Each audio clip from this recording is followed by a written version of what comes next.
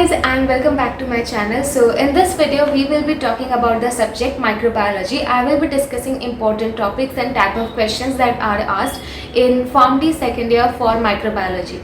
I have done the same for all the subjects of Form D first year and the rest of the subjects of Form D second year. So in case you want to check them out, the links will be in description box below, or you can find them on my channel. So if you have any queries, let me know in the comment section below. Also at the end of this video I will be answering 2 of the queries from comment section. And if you want me to share my notes, then you can mail me. My mail ID is linked in the description box. Okay, so microbiology, again you will learn it for the first time in Form D second year, but you do have a rough idea of what microbes are. There are different types of microbes: gram positive, negative, then different shapes of the microbe: bacilli, spirochete, cocci, etc. Then there are rod shaped, so all those things. Then there are aerobes, anaerobes, and you will also learn here how to cultivate them in laboratory. There are different requirements for the cultivation of anaerobes and aerobes. Then how you can identify whether a specific mold it is having anaerobic bacteria, aerobic bacteria, what kind of bacteria it is having, etc. Then you will also learn about disinfection, and there are certain diagnostic parameters, diagnostic tests which are employed using microbes. So that also you will learn in this chapter, in this subject.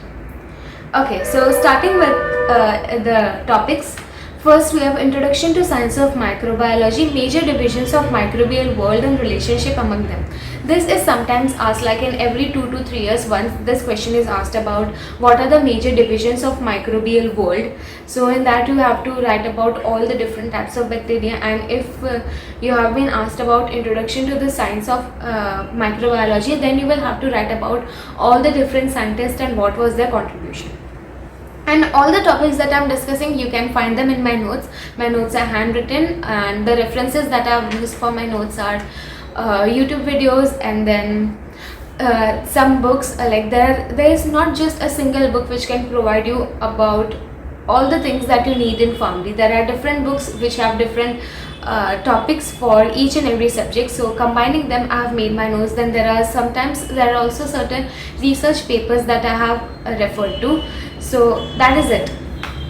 Then different methods of classification of microbes, study of bacteria, virus, fungi, rickettsia, spirochetes. That is what makes them different, what are their morphological differences, etc. Then you will learn about nutritional requirements, as I said, cultivation of microbes, growth and cultivation of bacteria and virus, study of different important media required for the growth of aerobic, anaerobic bacteria and fungi. You will also later learn about the cultivation of virus. Differential media, enriched media, selective media, maintenance of lab cultures. So sometimes what happens is that you have been given a mixture of certain bacteria and you want to culture just a specific bacteria from them. So here you will learn how to identify the specific bacteria of your interest and how to cultivate your bacteria of interest from the mold that is given to you. Then we have different methods used in isolation and identification of bacteria with emphasis to different staining techniques. As I told you that we have gram positive, gram negative staining, etc. So that you will employ here. Then there is also a technique called as acid fast staining. So that also you will be employing here. And biochemical reactions. Counting of bacteria, yeah, that is if you have already cultured bacteria, now you want to count that in this much time how many bacteria have grown. So that you will learn by total and viable counting techniques. So total counting techniques means the total microbes, whether they are dead or they are alive, all of them. Viable counting techniques means the number of bacteria in the mold that are actually alive. Then we have detailed study of different methods for sterilization, including then merits and demerits. Sterilization methods for all the pharmaceutical products. There are different kinds of sterilization methods, such as there is sterilization by heating, sterilization by vapor, etc. Sterilization by radiation, etc. So what are the advantages and disadvantages for a particular pharmaceutical product, what kind of sterilization technique can be employed, etc. Then detailed study of sterility testing of different pharmaceutical preparation and brief information and validation. That is, how can you validate that this pharmaceutical product is sterile. So that all you will learn here.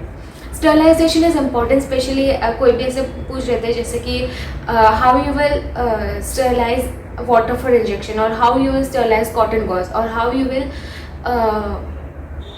how will you reach to the conclusion that a cotton piece given to you is sterile or not. Then we have disinfectants, study of disinfectants, antiseptic, fungicidal and virucidal agents, factor affecting their activation and mechanism of action. So disinfectants are very important, especially they can ask you definition of disinfectant, antiseptic, fungicidal, virucidal, etc. Then what are the agents affecting their activation? That is, there are loads of agents such as pH in which the disinfection is employed, then time for which the disinfectant is allowed to work, then what is the type of surface, whether it is organic surface, polar surface, non-polar surface on which the disinfectant is spread, etc.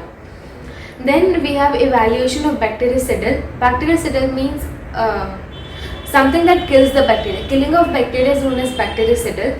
Bacteriostatic means the bacteria is not killed but its growth is retarded. So evaluation of bactericidal, bacteriostatic, virucidal, evaluation of preservatives and pharmaceutical preparations. Then immunology is very important. Here you will learn the definition of immunity, which is important, classification of immunity, innate immunity, etc. That is very important. Mainly differences asked between active and passive immunity.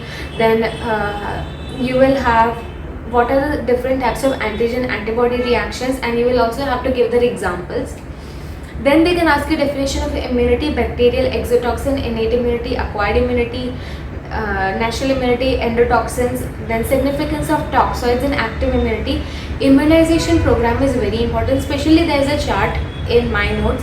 So that chart, it also discusses about what kind of vaccine is given at what time booster dose is given, and in general it talks about immunization program and importance of booster dose. So that chart is really very important to learn. Then we have diagnostic tests. These are very important, especially when you will go in hospital. You will see that what happens is that these tests, you will see them in the patient's report that he underwent, for example, QBC test or Montauk's test. So for what specific disease or for what specific symptoms was that test employed, that you will learn. So diagnostic tests were Schick test, ELISA, Western blot, Southern blot. Now Western blot, Southern blot and ELISA you have already learnt in class 11-12. Then PCR Vidal, QBC, Montauk's peripheral smear and study of malarial parasite. Microbial culture sensitivity testing, that is interpretation of result, principle and methods of different microbiological assay. So microbial culture sensitivity testing means there are certain bacteria which cannot grow in the presence of vitamin B12 or cyanocobalamin. Then there are certain bacteria which cannot grow in the presence of vitamin C, etc. Sorry. So how you can know that which bacteria is sensitive to what kind of vitamin or what kind of metal sometimes. So that you will learn here. Then standardization of vaccines and sera is very important.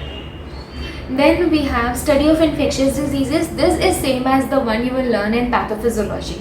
So here you have typhoid, tuberculosis, malaria, cholera, hepatitis, meningitis, syphilis, gonorrhea and HIV. So here you will mainly have to learn about the definition, what organ do these diseases affect, then its pathophysiology in short, and then the symptoms. And very important here is the diagnostic test, microbial diagnostic test that is employed for testing of these infections.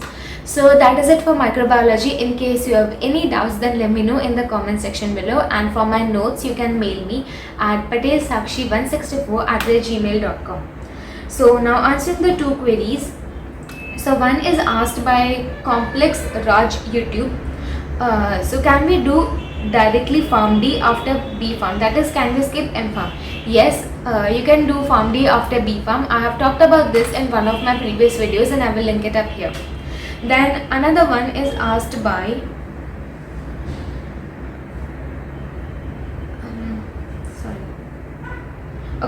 one is asked by Prashant Roy. So he is asking, tell about PharmD first year exams and midterm semester. So I will definitely be talking about PharmD exams in one of my upcoming videos. So don't forget to subscribe to my channel for that and click on the bell icon so that you get notified whenever I upload new videos. That is it. This was Sakshi Patel signing off and asking you to subscribe to her channel.